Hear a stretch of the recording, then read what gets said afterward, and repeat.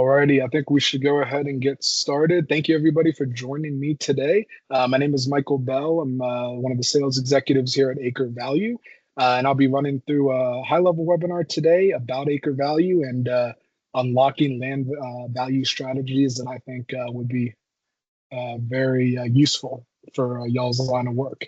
I am recording this session as well, just needed to let everybody know that. And let me know if anybody's having issues seeing the screen I'm sharing. I'm going to be screen sharing for the majority of this call.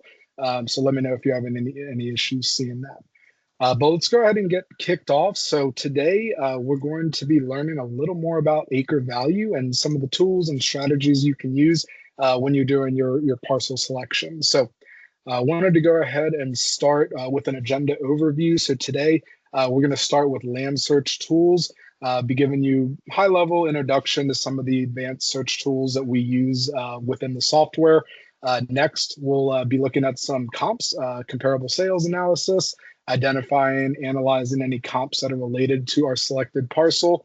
Then we'll move on to our Market Explorer tool. This is a great tool that really visualizes what's going on in the area that you've selected as far as pricing, volume, acreage being transacted. I'll get into that a little later. And then finally, we'll save a few minutes at the end. If anybody puts any questions into the chat, I'll go ahead and take some time to get those answered for y'all. So what I'm going to do here, let me go ahead and flip over my screen. And we're going to start at the home page here with AcreValue. So when you get into the software, quite a few things going on here. Most people go straight into the map. That's what we're going to do to start. We'll explore some of the other areas of the software as well a little later here in this session. So first thing you're going to want to do is figure out what exactly you're looking for. So up here at the top left, we've got a few different maps that we can pull up. So the one that's used mostly is going to be our parcel search map. This is going to list out any parcel information, owner information, anything you need to learn about those parcels in that land. We also have a for sale map that I will be hitting on when I talk about comps. This is going to be showing any active land sales in any part of the country that you're looking for. And then finally, the last most used one is our sold land map. Again, for comp purposes, we're going to be exploring this here in a little bit. So let's go ahead and kick off with the parcel map. What I'm going to do is go ahead and open up the filters just to give y'all an idea of what kind of advanced filtering that we offer here. So we can go ahead, select a state to start. I'm going to go ahead and pick Illinois. For the county, I'm going to go ahead and go to Clay County. And from there, with these filters here, you're going to be able to put in some parameters so we can really dial in on this parcel search and find exactly what we're looking for. So up here at the top, we can go ahead and put in an estimated value, what we're looking for if we have constraints for a low and high end on the value. Something I really like to use is this owner presence filter here. This is going to say, I want landowners to be in the state only or out of state only. The reason this is important is because out of state only, you're probably looking at people that use the land or the parcel more as an investment and may be more willing to sell it. So if you're looking for land to acquire, that might be a good place to start, is only looking at landowners that own the land but live out of state. From there, we're going to go ahead and exclude government land unless you're focused on the government land. Most people will turn this off on the parcel searches. And then from there, we could just put in a few parameters to dial in our search. We're going to go ahead and start with a 5-acre minimum and go ahead and max that out at 40 acres.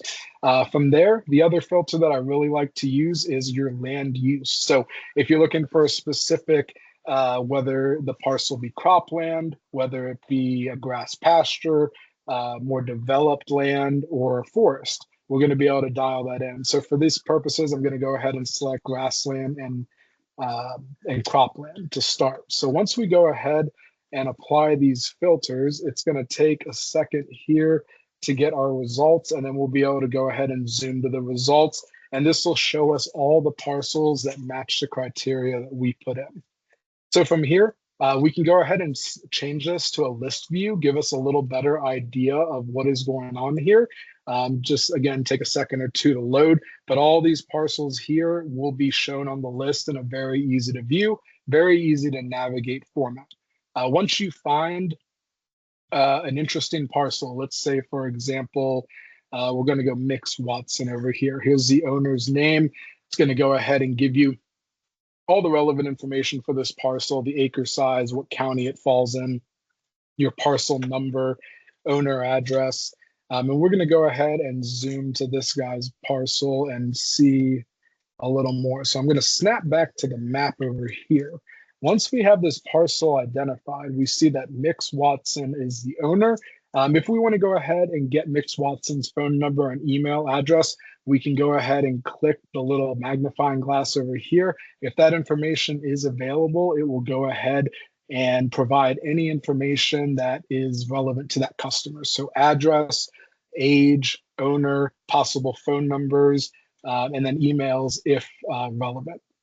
From there, if we want to go ahead and see which parcels are owned by this owner, if there are other parcels in the area, we can go ahead and click this ID here, and it'll go ahead and tell us, okay, the Haynes own both this parcel and this.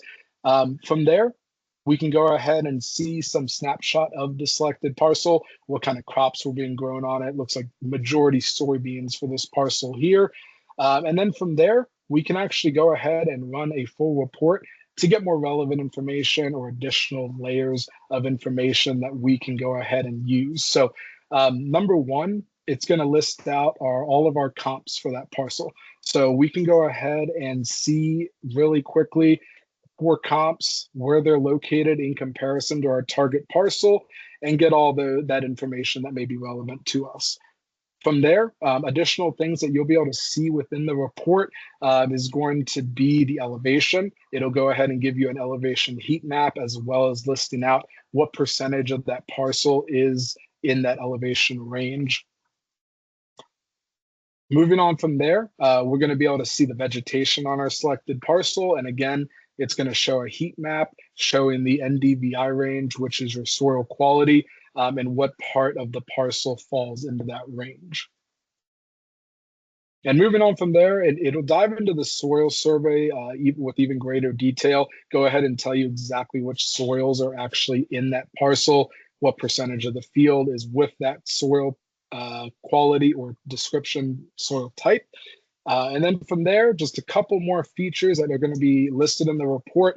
If there's any flood zone hazards, which on this parcel, it's looking like there are not, it would go ahead and list out any flood concerns and crop history. So we're going to be able to show you the most recent 5 years of crop history and how that's changed over time. So it looks like this parcel outside of growing corn here in 2023 and 21 is majority used for soybeans. It looks like they swap back and forth every other year, going from majority soybeans to corn and so on. So we can probably expect in 2025, they're probably focusing on corn again. And just a couple more pieces of information. They'll go ahead and list out owner information, just very high level, where that parcel is located, the assessed value, the tax amount, any easements in the area, if there are any. And I really like this next map here. This is going to show you a radius of your choosing, how far you want the radius to go, but it'll go ahead and really cleanly list out in the legend any nearby power plants, oil and gas wells, solar farms, any transmission lines in the area for electricity, water features, pretty much anything you can think of within that parcel. And then it'll go ahead and show you exactly how close we are from that parcel to these different features. So that's going to be the report summary. From here, I'm going to go ahead and get into the comps a little more. So if we go back to that selected parcel, we can go ahead and view comparable sales with this link here. Once this generates, it'll go ahead and give you the ability to filter these comps down if you're looking for something that is more in line with the selected parcel. So from here, our advanced filters up here at the top, let's go ahead and see that our selected target parcel, let me show you this, is 29.29 acres. So the first thing I like to do is go ahead and dial in the comps so they're a little more similar to that 29 acres. So let's go ahead and do it between 20 again and 40 acres. From here, you can go ahead and add or reduce the search radius for these comps. We're going to go ahead and keep it at 100 miles. If you're looking for a specific crop that they grow on these comps, you can go ahead and select that as well. Purchase condition, mortgage, cash purchase. And then from there, we can actually dial in the sale date. So let's just say we only want to see comps from 2022 until, let's see, the end of 2024. So we'll go ahead and dial that in there.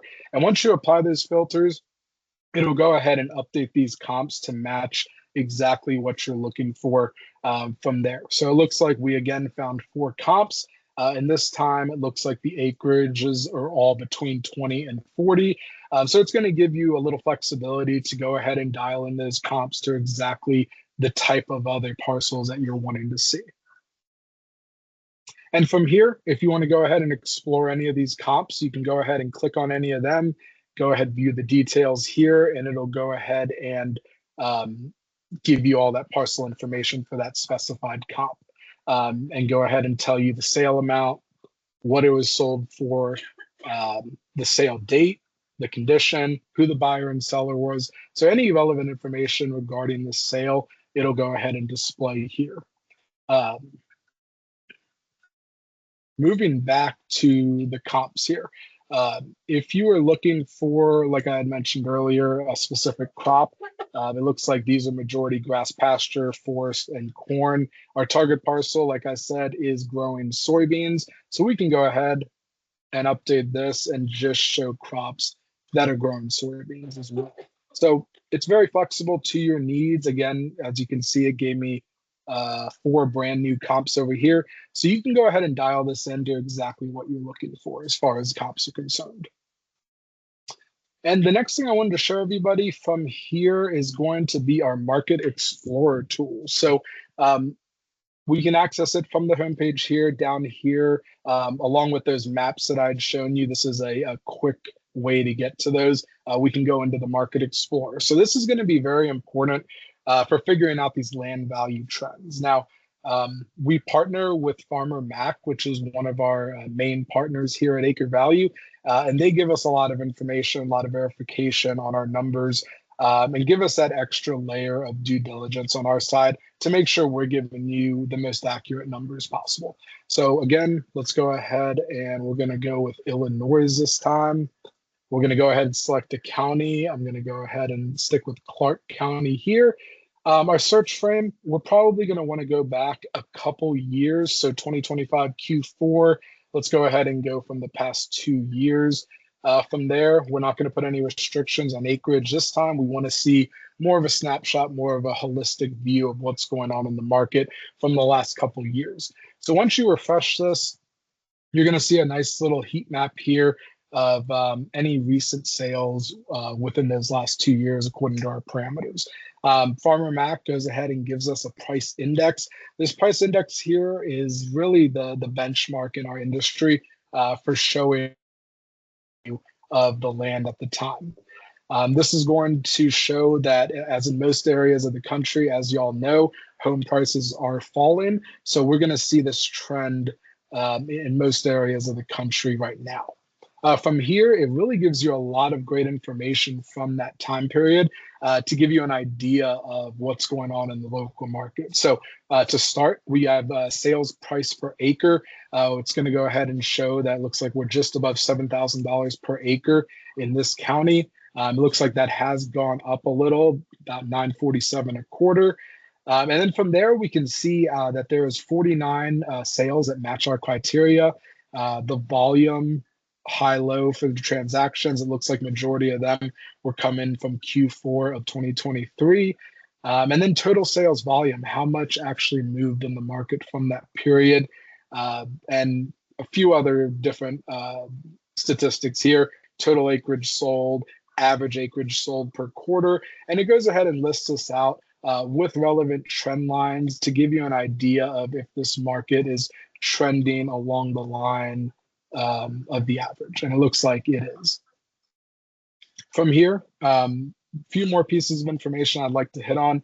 Average sales price per acre, sales price, again, the trend here, and it'll go ahead and give you that total transaction list for that specific county for the boundaries that you put in. Again, it's going to go ahead and break down the volume in the same way and the total acreage here at the bottom.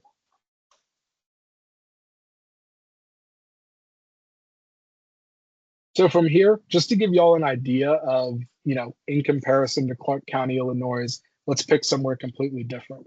Here at AcreValue, we're based majority in Austin, Texas. So we're going to go ahead and pull up Travis County here in Austin and see what our results look like. So it's going to go ahead, snapshot to Austin, again, give you that heat map. And it looks like in Travis County, while the prices are a little higher than in Illinois, it's going to be the same kind of trend line where we are currently trending down. So as I mentioned before, it looks like in Clark County, Illinois, about 7,300 was the average sales price per acre. You can see a huge difference here in the Austin area, almost double that amount per acre. But again, it's going to give you that same information, where the trends are, what direction they're going, and really help you set you up for success in evaluating a market on a high level view. And that's going to be the high level overview of AcreValue. I don't see any questions at the moment, but I'll give you all a couple minutes. If you have any questions or wanted to see something in particular, go ahead, throw it into the chat. Be more than happy to go ahead and show that. Jill, thank you. It looks like Jill said, "Hi, Michael, with Market Explorer, can you filter for land only without home?" So within Market Explorer, you can go ahead and let me go ahead and share my screen one more time for you, Jill.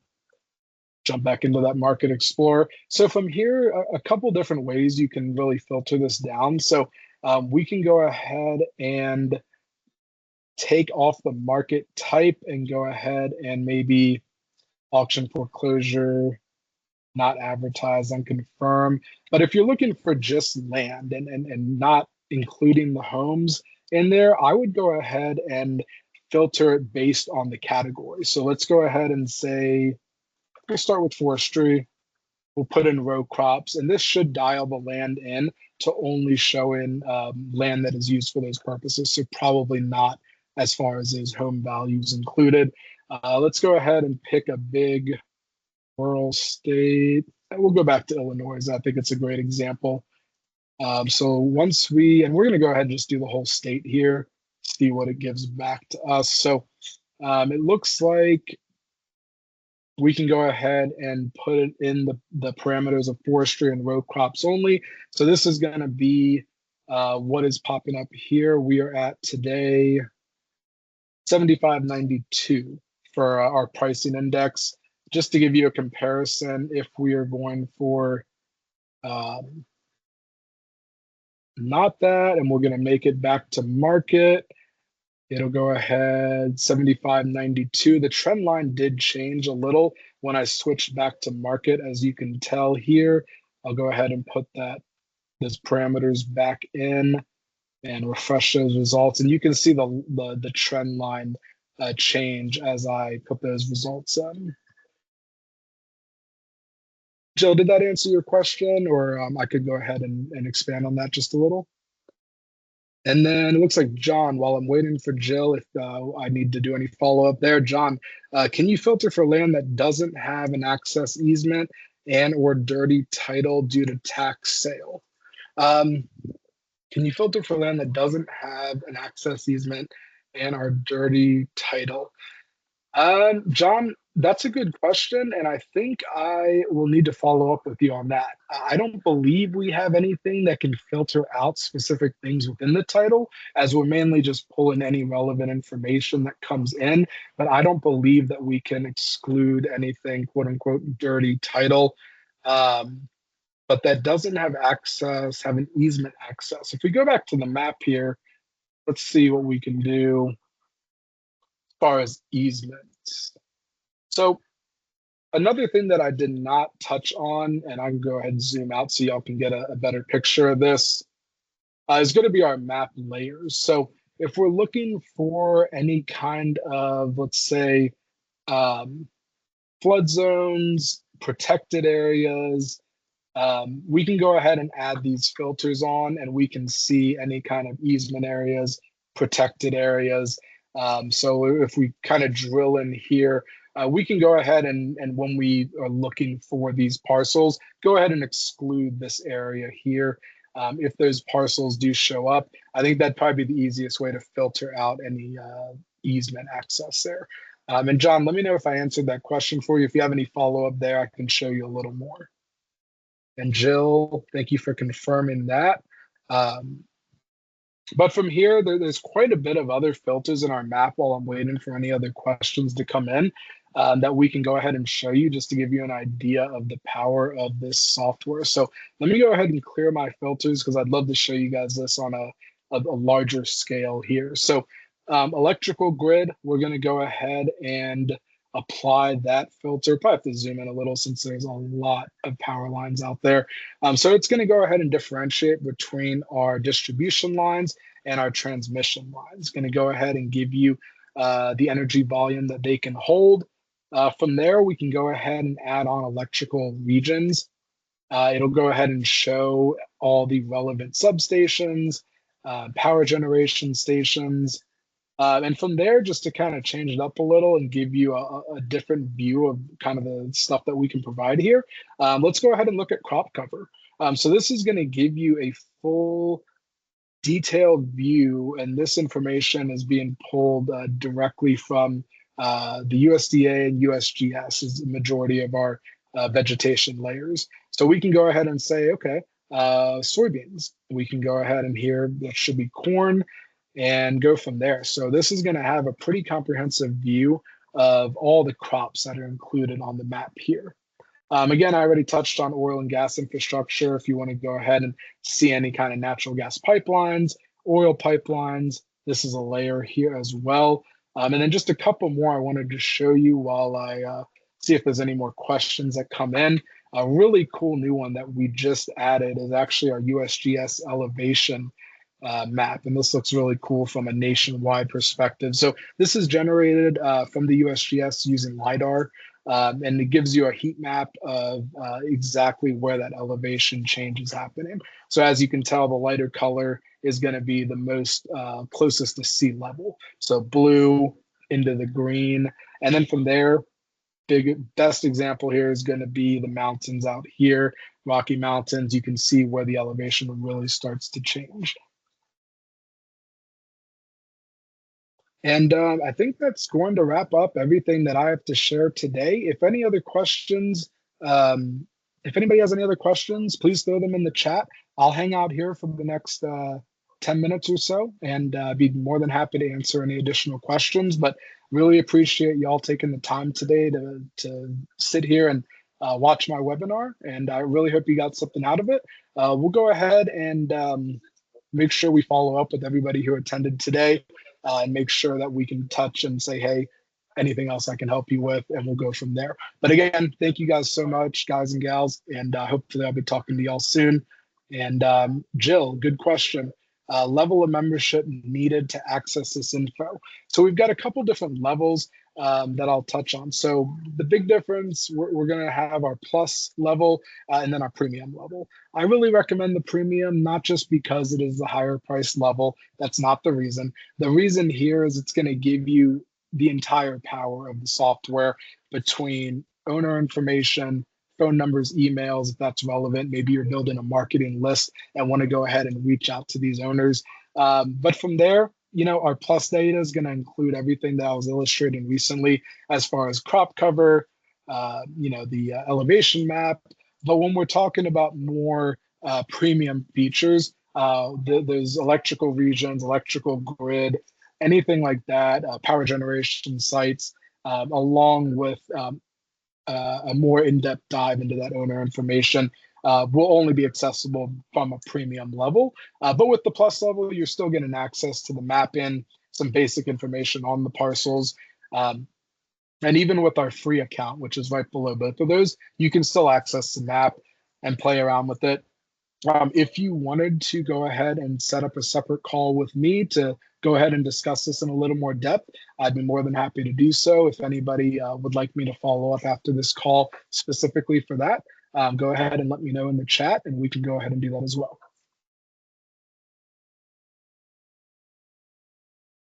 Jill, thank you so much. I will go ahead and follow up with you shortly after this chat.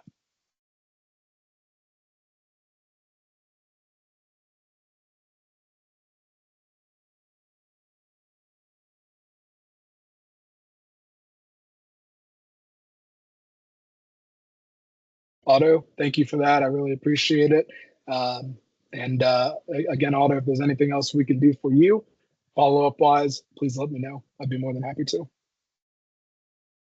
And looks like we got some people jumping off. Again, thank you everybody for joining. Let me know if you'd like me to follow up again. And really appreciate everybody's time.